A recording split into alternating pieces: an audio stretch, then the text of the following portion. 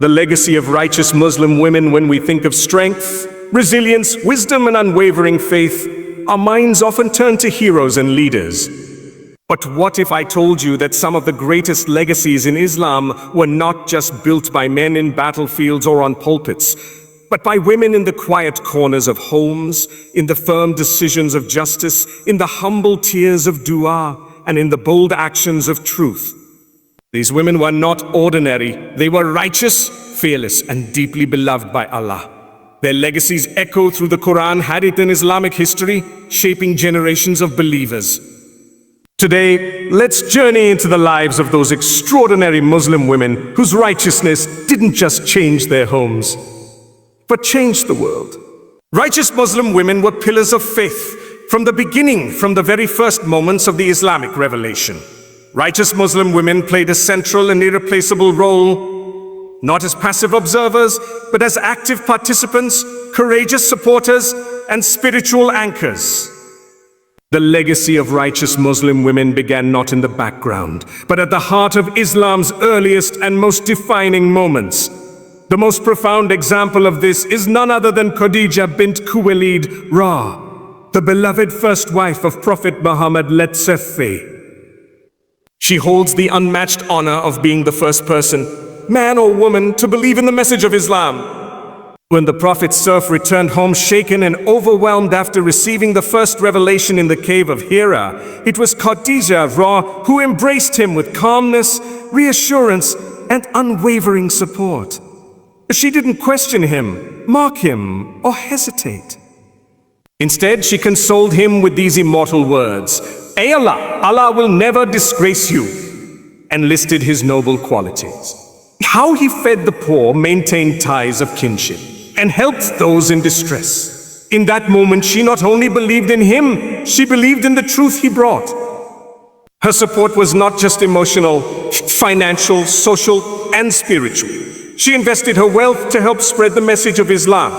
She stood firm when Quraysh turned hostile. She endured the painful years of economic and social boycott alongside the Prophet in the harsh valleys of Mecca, never once turning away. And when she passed away, the Prophet mourned her deeply, calling the year of her death the year of sorrow. Her legacy teaches us that righteous women don't wait for ideal conditions to do good. They create them. She didn't need recognition from society. Her recognition came directly from Allah, who sent salam, peace, to her through the angel Gabriel. But Khadijah was not alone. In those early days of Islam, many women accepted Islam despite the risk of persecution and violence. Sumayya bint Kayat, for instance, became the first martyr in Islam. She was tortured to death by the Quraysh simply because she refused to reject her belief in Allah. Her courage in the face of such brutal oppression immortalized her legacy as one of the bravest and most righteous women in Islamic history.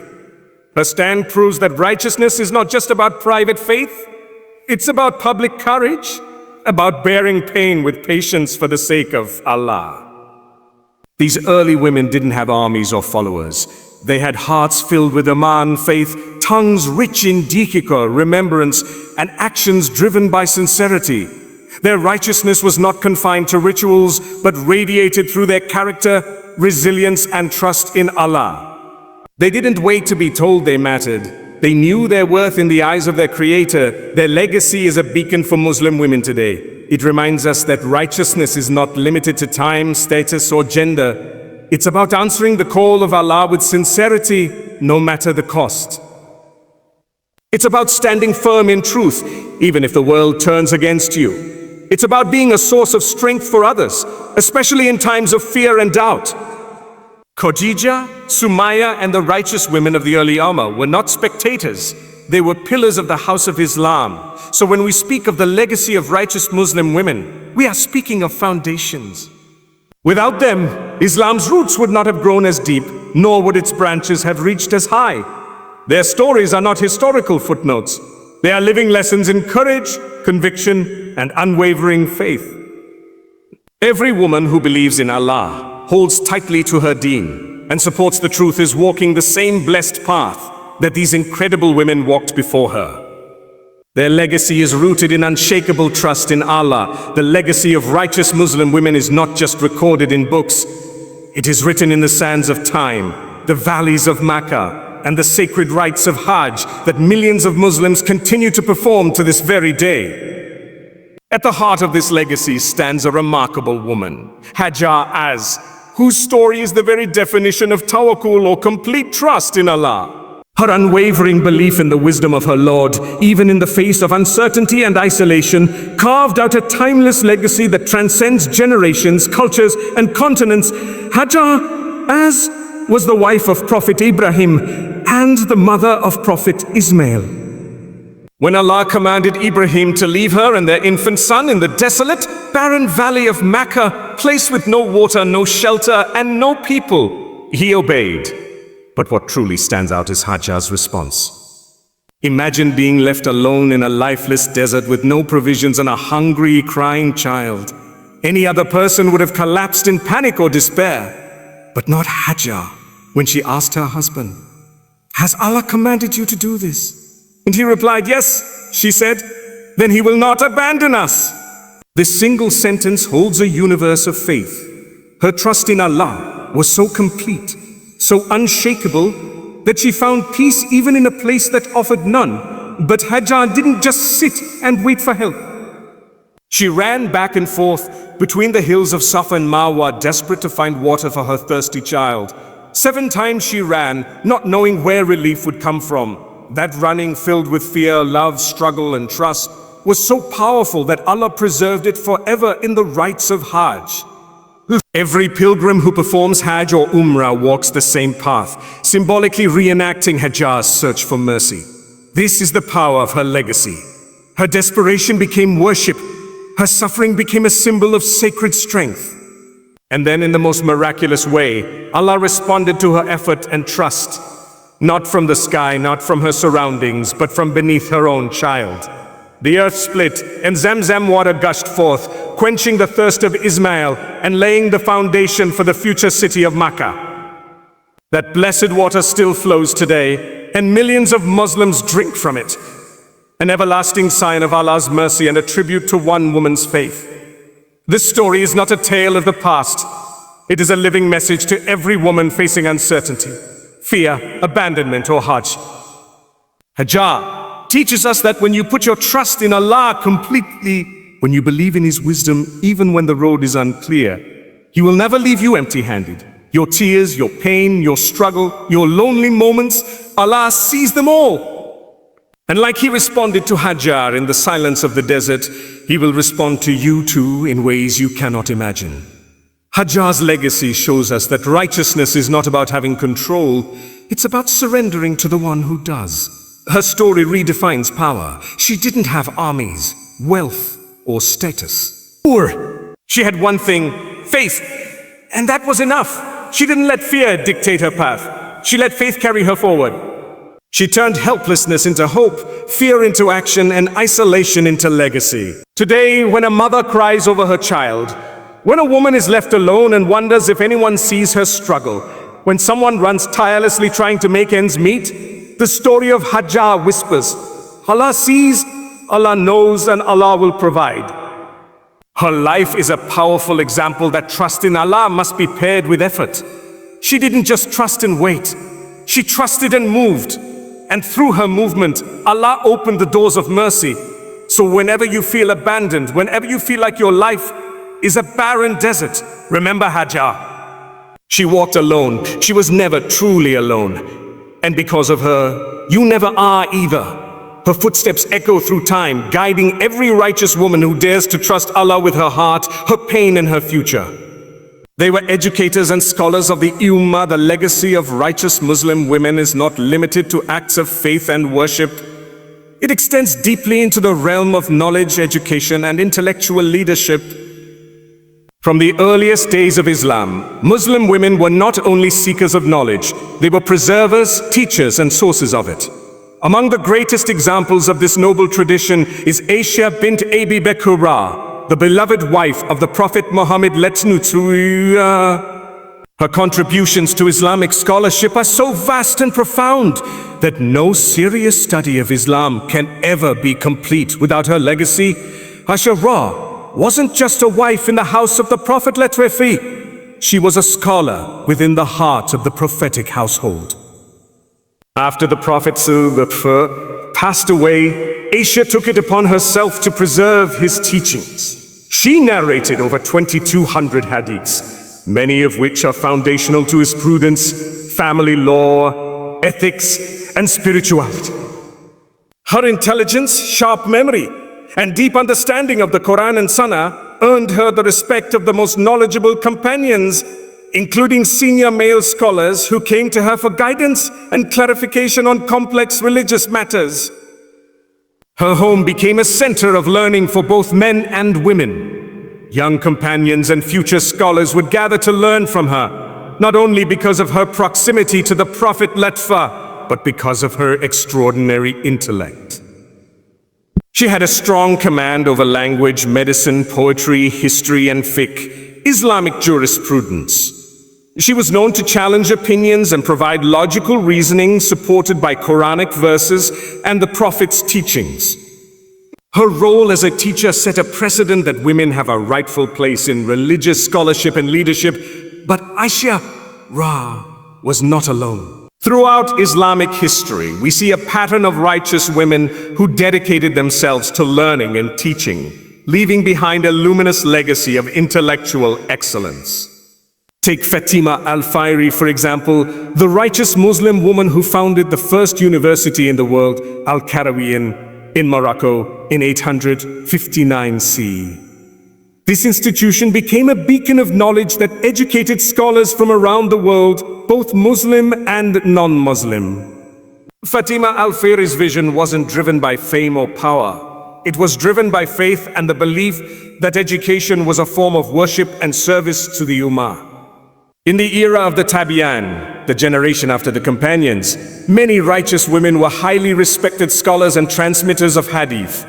Imam Malik, Imam Shafi, and other great imams had female teachers in their chains of narration. These women were trusted and revered, proving that righteousness includes both spiritual piety and intellectual excellence. Their contributions remind us that in Islam, seeking knowledge is not bound by gender. The Prophet Shiafa declared, seeking knowledge is an obligation upon every Muslim, male and female. Righteous Muslim women embraced this command with vigor. They knew that knowledge was not just power, it was a pathway to Allah.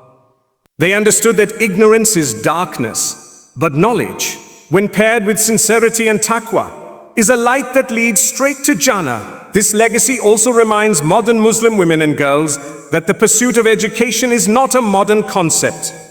It is a sacred inheritance. It is not something to be borrowed from other cultures. It is something deeply rooted in our deen. When a Muslim woman studies, teaches, or writes for the sake of Allah, she is not only enriching her own soul, she is continuing the tradition of Aisha, Fatimah al-Fayri, and countless other righteous women whose pens and voices shaped Islamic thought.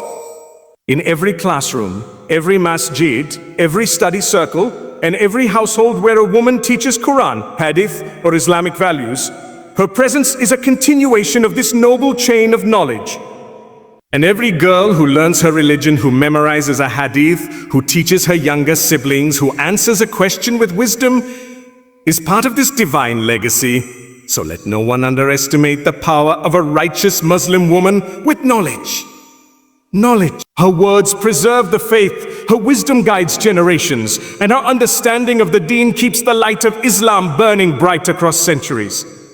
Their strength was paired with humility and modesty in a world that often equates strength with loudness, dominance, or public recognition. The righteous Muslim women of Islamic history taught us a different kind of strength. A strength grounded in humility, adorned with modesty. And honored by Allah Himself, their lives were not a pursuit of fame or spotlight, but a pursuit of Allah's pleasure, through quiet devotion, sincere worship, and dignified behavior.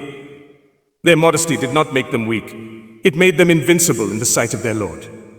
The perfect embodiment of this beautiful balance between strength and humility is Fatimah Zahra, Ra, the beloved daughter of the Prophet Muhammad Fatimah was not only the daughter of the greatest man to ever walk the earth, she was also the wife of the brave Ali ibn Abi Talib, Ra, and the mother of Hassan and Hussein, Ra, the leaders of the youth of Jannah.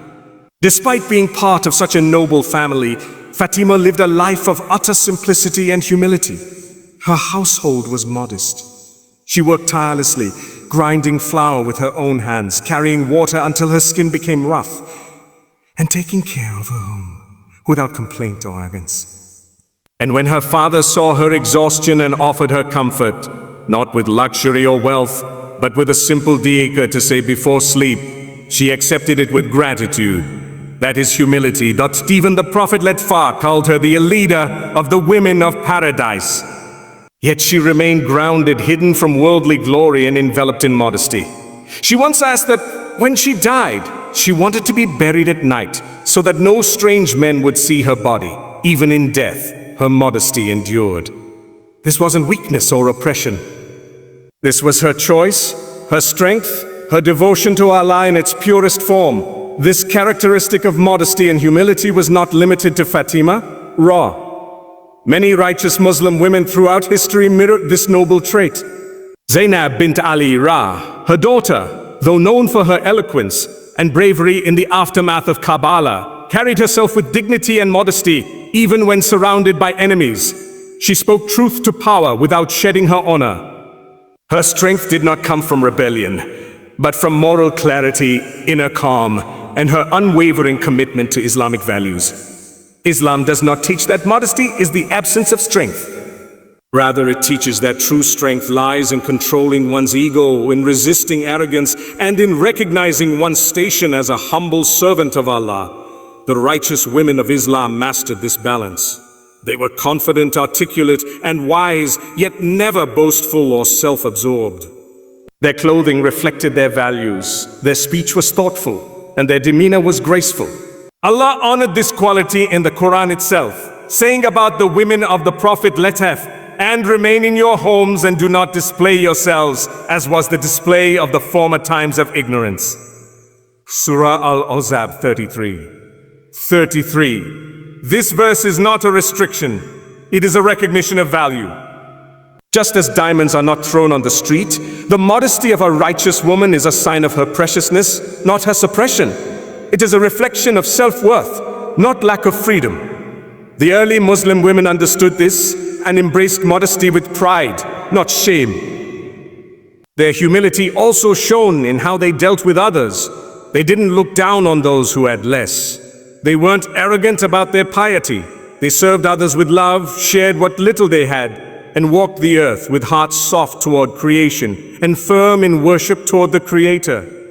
Their righteousness was not loud, it was luminous. Their power was not in being known by people, but in being known and loved by Allah today. In a world that glorifies fame, attention, and self-promotion, the legacy of these righteous women reminds us of the timeless beauty of humility and modesty.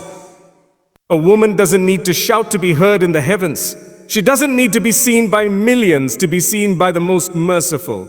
Her value is not in how loud she is in the world, but how sincere she is in her sujood. So to every Muslim woman who lowers her gaze, who dresses modestly for the sake of Allah, who chooses silence over argument, who avoids arrogance even when she's right, know that you are walking in the footsteps of Fatima, Zainab, Asma, and countless other righteous women whose humility did not make them small. It made them eternal in the sight of Allah.